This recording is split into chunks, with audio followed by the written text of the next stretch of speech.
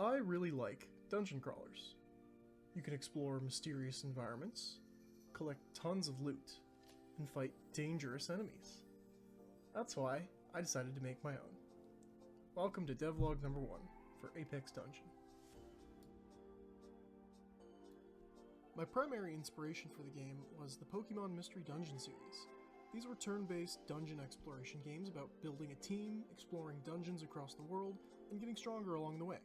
I wanted to model my gameplay after these games, and swap out a lot of the themes with a medieval fantasy setting instead.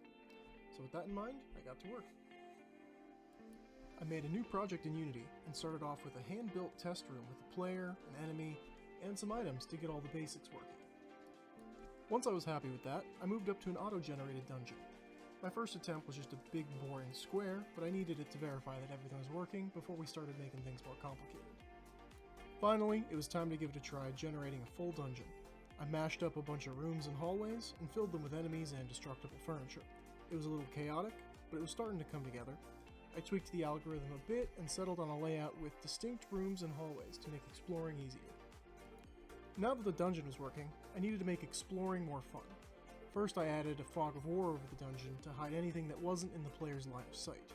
That way you couldn't peek at the contents of rooms without visiting them, and enemies could catch you by surprise. Next, I added a mini-map so that you can track your progress throughout the dungeon. The last big thing to add in was items and an inventory system.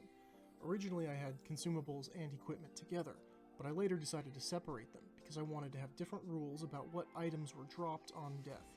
I still haven't implemented any item drop yet, so that might change in the future. I also created a mock-up for what the town hub would look like. It had a bank where you can store and withdraw items, and a merchant to buy and sell to. But I ended up removing it for now, as it was beyond the scope for my initial release.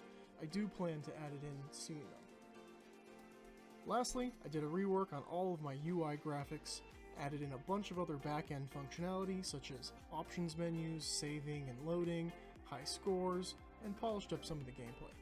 Finally, the game was playable and ready to share. So that's where the game stands now. I wouldn't say it's done, but it's playable, and it's still kind of fun, if I do say so myself. It's available for free right now on Google Play and the App Store if you'd like to give it a try yourself. I'll put the links in the description. I'd love to hear what parts of the game you all enjoy, and what ideas you'd like to see added in the future. Speaking of the future, I have a lot of plans for this game.